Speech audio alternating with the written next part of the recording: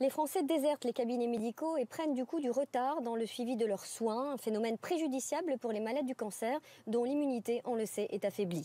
Depuis le confinement, 46% des patients atteints du cancer ont vu annuler ou reporter leurs examens de suivi radiologique, de même que 61% de leur chirurgie. Et cela parfois contre leur volonté, ce que dénoncent les associations. Il y a d'énormes pertes de chance pour ces malades-là qui ne savent pas comment évolue leur cancer. Aujourd'hui, notre association interpelle sur ce point le gouvernement pour que les examens radiologiques des malades de cancer soient repris au plus vite et qu'on ne demande pas à des patients d'attendre 1 an de plus pour savoir.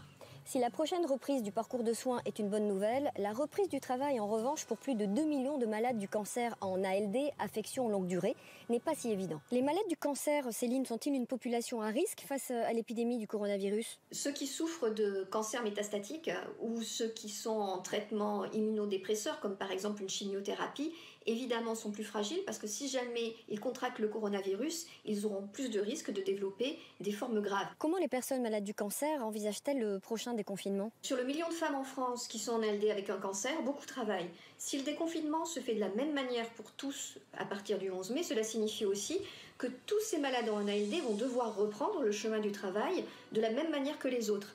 À Roseup, on a mené une enquête auprès de plus de 1000 femmes qui sont malades de cancer et en ALD. Beaucoup travaillent et 90% d'entre elles nous disent qu'elles sont inquiètes de reprendre le travail dans ces conditions. C'est pour ça qu'aujourd'hui, notre association interpelle le gouvernement afin que les malades de cancer en ALD puissent bénéficier d'adaptations spécifiques au retour au travail après le 11 mai. Alors ça peut évidemment être l'accès au télétravail, ça peut être aussi le maintien et la poursuite des arrêts maladie. Sur les 2 millions de malades en traitement longue durée, on compte 1 million de femmes. Elles auront tout loisir d'aller feuilleter la version en ligne de Rose Magazine, version gratuite qui leur est destinée. On y parle du virus bien sûr, mais aussi de prévention. Rappelons qu'il y a chaque année 400 000 nouveaux cas de cancer diagnostiqués en France.